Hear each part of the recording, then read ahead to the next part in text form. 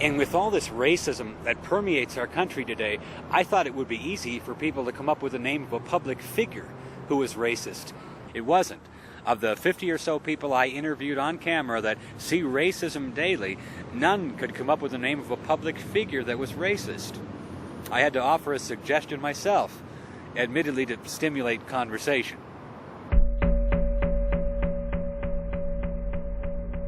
I would say Jesse Jackson is not a racist at all. He fights against racism. He fights for peace. He wants justice, and he tries to do what he can to bring together that justice and peace.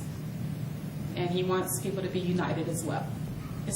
As far as Reverend Jesse Jackson using racism as profit, like I say, he's a man, a good man, and he has done some things that we probably aren't proud of, but he sticks by what he does.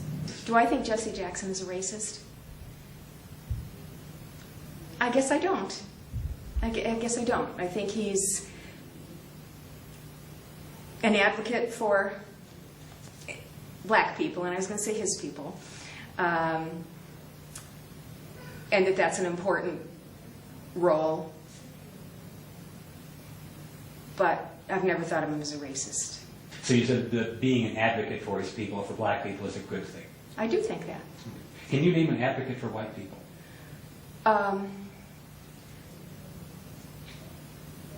Can I name an advocate for white people? Wow. Specifically for white people.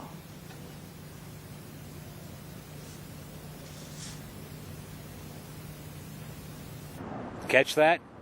Being an advocate for one's racial group is an important role, as long as one's racial group is not white people. The very idea of being an advocate for white people is offensive, mostly to those calling others racists. I got the impression on the mall, they have Nicollet Mall in Minneapolis, that it's like this mall here. They want to keep black people off of the mall. There's a lot of white guys up and down 16th Street Mall that are soliciting, and that pisses me off, because I've been at one point in my life where I was penniless and didn't have anything. I never panhandled. I never begged for money. And that pisses me off. So I told the guy who solicited me yesterday, happened to be a white guy. If he was a black guy, I'd be pissed off too. I told him, I said, I think the welfare department is right down there. And that's another thing that pisses me off. I did everything I was supposed to do, never broke the law, always tried to work for a living, and I still get treated like a second-class citizen. I risk my life for my country. Who's treating you like a second-class citizen? Mostly white males. I do believe that our culture is racist. Who's it in benefit of? White males. White males? Yeah. You mentioned the racism, but where's the racism in this? The racism is he's paying particular close attention to me because I'm in the company, my girlfriend's white, and I'm in the company of a white woman. This isn't a dance club? Yeah. A disco? Yeah. But can you ever see a situation where African-American men might try to intimidate white men in that same situation? Yeah, but not as much. Not as much? It doesn't happen as much. I've seen a lot of black people make white people uncomfortable. And sometimes I don't know if it's so much racism, or sometimes it's just that they want to get back at what they consider to be the man. One of the things that happens in America is that anything that happens to white people from another race is generally not looked upon as a hate crime. In a lot of ways, it looks as retaliation. You may be uncomfortable, you piss my parents off, and I grew up in this country, now it's my chance to get you back. This is more of today's conventional wisdom in our conversation. When whites mistreat people of color, it's always racism.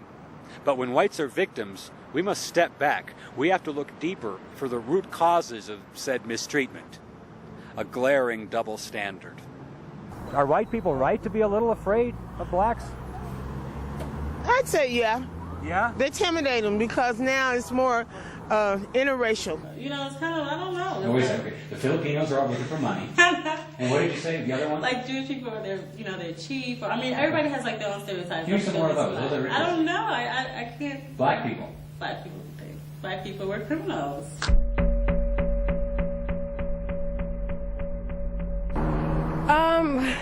That's a hard question.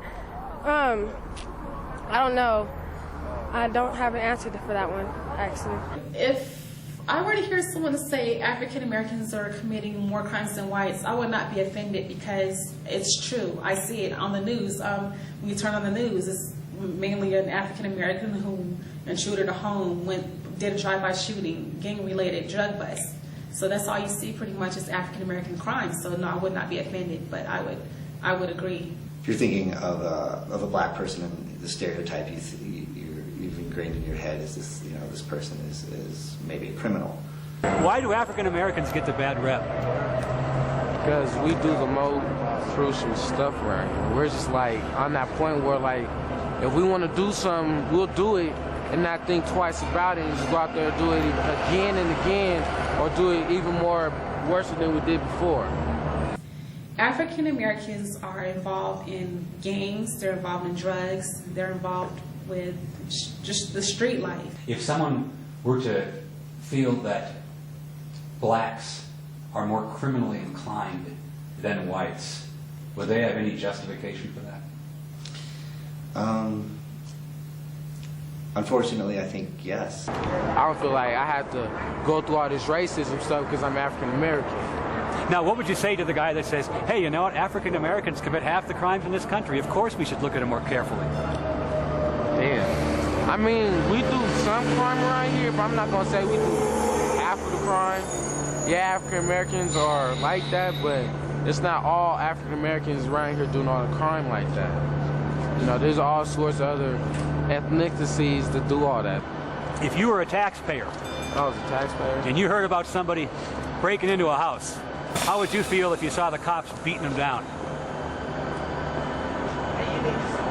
On some real shit, I don't know. I'll probably try to tell them take that to the courts, because I don't see how they gonna beat somebody up. Yeah, they broke into a house, they was in the wrongdoing, but at that same point, you can't just beat somebody up because they broke into a house. How about if they broke into your house? If they broke into my house, I promise I'll kill them motherfuckers. Now, what would you say to the guy that says you're making the definition of a criminal? Well, I already know I'm a criminal. I've been locked up since I was 11. But you say the cops are racist, but yet you're saying you're a criminal.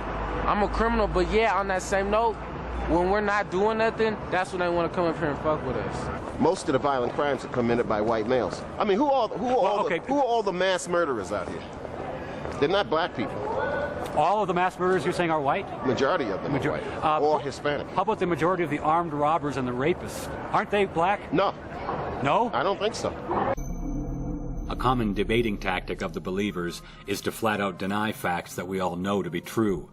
When Martin employs this tactic, he places the burden of proof upon me, knowing full well what a distasteful job it would be researching rape statistics.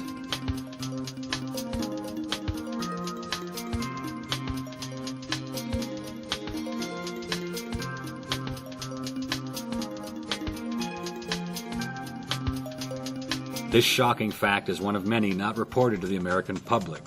We're bombarded with messages telling us that racism is evil. But if selecting people for discrimination based on their skin color is racism, and it's a bad thing, well, isn't selecting people for rape because of their skin color also a bad thing? In fact, isn't it a much worse thing? And that's quite another disconnect. In other words, the conventional wisdom on racism says that I should be concerned when I hear that somewhere a white person might be persecuting someone because of their skin color. I should make it my business. Yet, God forbid that I become concerned when I hear that white women are being raped because of their skin color 100 times a day, right now in America. Well, we know what happens to people concerned about those facts. They get stereotyped as haters, and their opinions have no place in the public forum. Are the contradictions starting to become visible? You mentioned, you used a term, people of color. So who are not the people of color? Well, I would say white people are not people of color. So you're saying that it's impossible for a black to be racist? Yes. How many of us would keep using this word, racism, if we found out that to a good many people it can only really mean one thing: a bad white person?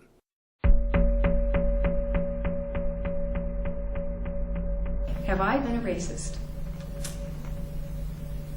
I like to think not.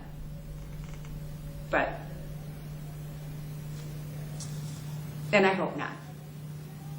I think that all of us growing up in this culture and in this life are a little bit racist. Am I aware of my racism? Yeah. I'm aware of my racism. Where a lot of people I don't think are. The conflict is you don't want to be a racist because you're black. Are you a racist? No, not at all. At least that I know. Have you ever been a racist yourself? No. Never been? No. On a 1 to 10, 10 being a lot, and 1 being a little, how much racism is there in America today? I'd say about a 9. About a 9. So you feel racism is just everywhere? Yeah, I believe it is, but I mean, I haven't experienced it myself. At one point in any conversation about race, one issue must be addressed, and it is a touchy one. But the answer to this question is paramount if we want our conversation to be objective. America never was a white nation. Never? Never. It was never a white nation.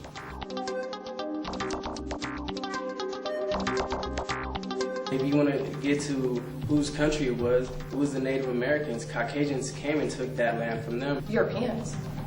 Europeans stole their land. Matter of fact, this isn't even their country. They came and took a country, you know, from people that opened their arms to them with love, and they deceived them. The American Indians were oppressed and slaughtered in droves by the Europeans. They were here. This was their land. I'm not sure how they got here or if they fought anyone. What would you say to somebody who said every founding citizen of the United States of America was white? I think that's a tough one. What would you call a nation where every single citizen was white and where immigration was restricted to white Christians? Would that be a white nation? Why does this matter? Are we a white nation any longer?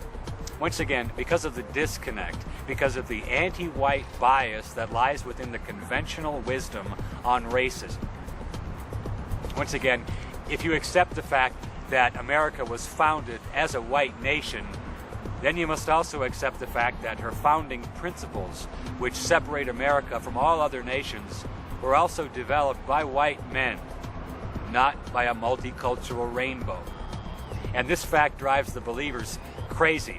You see, it's okay to blame whites as a race for fuzzy historical discriminations, but it's a cardinal sin to credit whites as a race with anything. Your forefathers came over and they did their dirty deed and took most of the land, deceived most of the people, and the rest they killed. Now this is fascinating. Paul has absolutely no problem saying to my face, rather forcefully, that my forefathers came here and did their dirty deed. Now, the fact that he's completely wrong is so easily overlooked by today's believers, and I'll get back to that in a minute. But what is telling is that Paul has absolutely no problem with assigning collective racial guilt to all white people for presumably the way the American colonists treated the Indians. Can you see the contradiction? It's acceptable today to assign collective racial guilt to all whites for the actions of a minute fraction of them hundreds of years ago. Would it be acceptable today to assign collective racial guilt to any other races, for example, to blacks, let's say for the crimes that they themselves committed in this decade alone? Well, no, that would be racism. Get the picture? And just to clarify, I can trace my earliest ancestors here in America to the 1870s, after our Civil War. No forefather of mine ever killed an Indian or owned another human being, ever. And I'll suggest that there's a large group of white Americans just like me in that respect. We have no blood relatives that ever practiced ethnic cleansing or slavery, yet so many seek to blame us for it. They seek to blame us for crimes our forefathers never even committed, and yet excuse and ignore other racial groups where crime is rampant today. Huh? But I digress. When we talk about Europeans stealing the Indians' land, I have to ask, Which Indians are we talking about? White people aren't the only people who killed folks for